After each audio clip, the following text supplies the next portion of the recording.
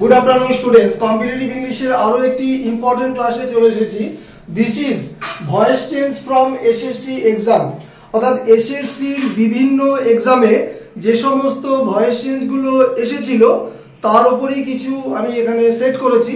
দেখো রুলস ধরে ধরে প্রত্যেকটা ভয়েস চেঞ্জ বোঝানোর চেষ্টা করছি। তো যাক স্ক্রিনশটের জন্য কয়েক সেকেন্ড সময় দিচ্ছি।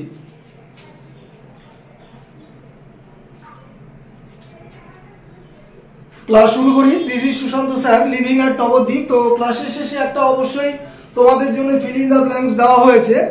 নাম্বার 1 কি বলেছে দেখো, ইট ইন্টারেস্টস মি, এটি আমাকে আগ্রহ প্রদান করে। দেখেই বুঝতে পারছো, এবং এটা কিন্তু এসএসসি সিজিএল থেকে দেওয়া 2017 সালে। তাও বলে দিলাম, ইট ইন্টারেস্টস মি, এটি আগ্রহ দেয় বা আগ্রহ প্রদান করে। মি মানে কি আমাকে। তাহলে ইট যদি সাবজেক্ট হয়, ইন্টারেস্ট এখানে V1 হয়েছে মানে ভার্বের সাথে এস বাই এস যুক্ত হয়েছে, আর মি মানে কি আমাকে। তাহলে অবভিয়াসলি অবজেক্ট এখানে মি। তাহলে আই থাকলে যদি মি হয় তাহলে মি থাকলে কি হবে, আই হবে। যেহেতু এটা সিম্পল প্রেজেন্ট টেন্সে কি হবে পরে এম ইজ আর, আই এর সাথে কি নেবে এম। যেহেতু আমি প্যাসিভ ভয়েসে নিচ্ছি ভার্বের থার্ড ফর্ম, তাহলে ইন্টারেস্টেড থার্ড ফর্ম হচ্ছে ইন্টারেস্টেড।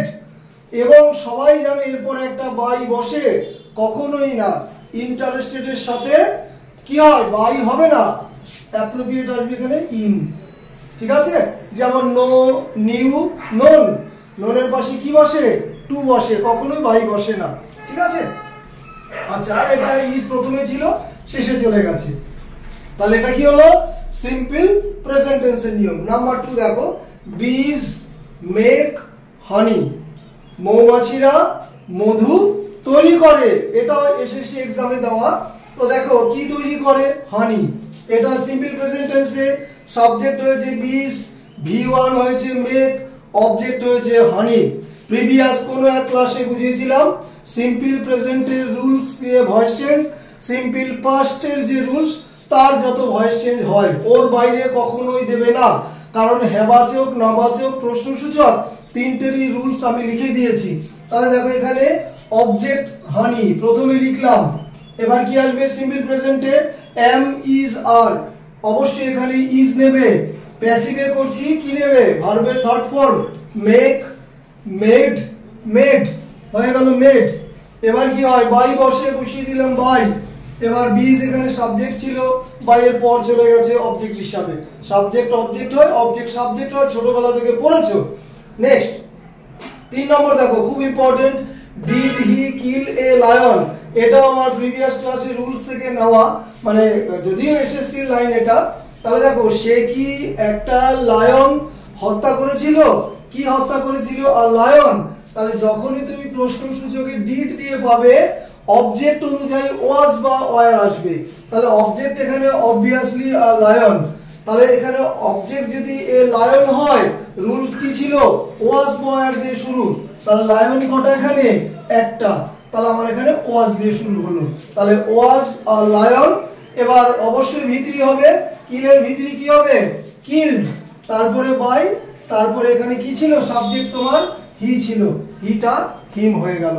তাহলে পরপর তিনটে হলো, প্রথম দুটো সিম্পল প্রেজেন্ট, পরেরটা সিম্পল পাস্টের প্রশ্নসূচক। নেক্সট একটু ভিন্ন ধর্মী কিন্তু এটাও সিম্পল পাস্টে। দেখো সারকামস্ট্যান্সেস পরিস্থিতি, অবলাইজড মানে বাধ্য করেছিল, কাকে আমাকে, টু গো মানে যেতে। ঠিক আছে, তাহলে দেখেই বুঝতে পারছো পরিস্থিতি বাধ্য করেছিল আমাকে যেতে কোথাও, এরকম। কাকে বাধ্য করেছিল আমাকে। তাহলে অবজেক্ট পেয়ে গেছি। তাহলে এটা তুমি সাবজেক্ট, এটা ভার্ব, এটা অবজেক্ট, বাদ বাকিটা কমপ্লিমেন্ট। যদি এখানে ইনফিনিটিভ হয়েছে তাহলে দেখো মিটা কি হয়ে যাবে আই। এখানে অবলাইজ কিসে আছে V2 তে আছে, তাহলে কি হয়ে যাবে এখানে ওয়াজ। তাহলে আই ওয়াজ। এবার V2 কিসে পরিণত হবে V3 তে। কারণ তুমি যখন প্যাসিভ করছো আর কিছু মনে রাখো আর না রাখো V3 টা মনে রাখবে। এখানে অবলাইজড যা স্পেলিং V3 তেও সেই স্পেলিং আসবে obliged। তাহলে I was obliged to go। সারকামস্ট্যান্সে যদি সাবজেক্ট থাকে সেটা বাই এর পর আর হয় না, কারণ এখানে আমাকে যেতে বাধ্য করা হয়েছিল এটার উপরই বেশি জোর দেওয়া হয়েছে, এই কারণে বাই সার্কামস্ট্যান্সেস আর হবে না। পরবর্তী কোনো এক ক্লাসে শেখানো হবে যে কেন শুরুটা লাস্টে বাই ওটা হয় না, ঠিক আছে। নেক্সট, এটা আবার একটা সিম্পল প্রেজেন্টের, শি টিচেস আস ইংলিশ, তিনি আমাদের ইংরেজি পড়ান। তাহলে কি পড়ান? ইংরেজি। কাদের পড়ান? আমাদেরকে।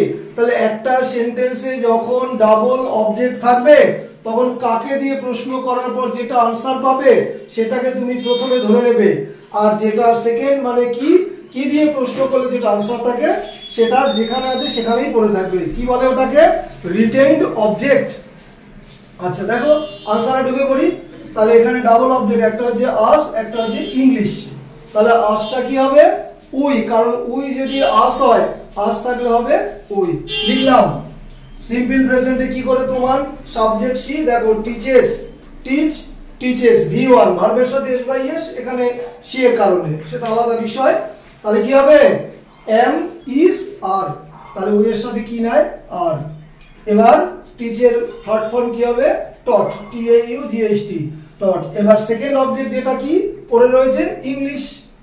এবার দেখো বাই, আর সাবজেক্ট এখানে সি ছিল, কি হয়ে গেছে?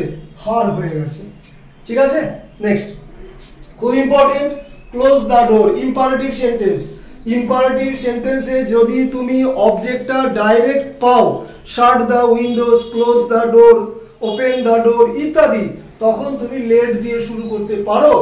You are ordered, you are told, you are advised, ওটাও আসবে। পরবর্তী ক্লাসে ইম্পারেটিভের উপর যখন বিশদে ডিসকাশন করব তখন আরো ডিটেলসে বোঝানো হবে। যাক, এখানে অবজেক্ট ডাইরেক্ট আমরা খুঁজে পাচ্ছি, ক্লোজ দ্য ডোর। কি নিয়ম? লেট দিয়ে। প্রথমে লিখলাম লেট, এবার অবজেক্টটাকে নিয়ে আসো লেট দ্য ডোর, অনেকেরই মুখস্থ হয়ে গেছে লেট দ্য ডোর। এবার একটা বি আসবে প্যাসিভের জন্য, যখনই তুমি বি নিলে তখন V3 হয়ে যাবে। তাহলে let the door be closed. Next, 7 নম্বর, এটাও এসএসসি থেকে, I will write an essay, এটা হচ্ছে সিম্পল ফিউচার টেন্সে। আই উইল রাইট মানে আমি লিখবো, অ্যান এসে মানে একটি প্রবন্ধ, তাহলে কি লিখবো? An essay. এবার শ্যাল থাক, উইল থাক, তুমি যদি এটা মডাল ধরে করো তাও একই রকম নিয়ম আসবে, তার সাথে একটা বি বসিয়ে দেবে, ঠিক আছে। এবার এখানে মনে রাখবে যদি শ্যাল থাকতো আমি কি লিখবো? অবজেক্ট লেখার পর উইল বি বসিয়ে দেবো, ভুলেও শ্যাল বি করবে না। তাহলে an essay will be written by me, simple future টেন্সে। তোমাদের জন্য হোমওয়ার্ক দিয়েছি একটা প্রবাদ বাক্যের উপর শূন্যস্থান, don't Cry over spill dash, option দেখে নেবে। সম্পূর্ণ ক্লাসটা বাংলায় বোঝালাম, তাই সকলের কাছে লাইক, শেয়ার, সাবস্ক্রাইব অবশ্যই আশা করি। লাস্ট একটা কথা বলি, সম্পূর্ণ ভিডিওটা দেখবে এবং দেখো বেসিক ইংলিশ আর কম্পিটিটিভ ইংলিশ দুটো আলাদা, কিন্তু যারা বেসিক ইংলিশ পড়ে সেখানে কম্পিটিটিভ ঢোকানো যাবে না, আর যারা কম্পিটিটিভ ইংলিশ পড়ে সেখানে 10% 20% বেসিক করানো যেতেই পারে, কিন্তু শুধু বেসিকের জন্য যারা আসে সেখানে কম্পিটিটিভ কখনোই করানো সম্ভব নয়, ঠিক আছে। ক্লাস শেষ করলাম, হ্যাভ এ গুড ডে।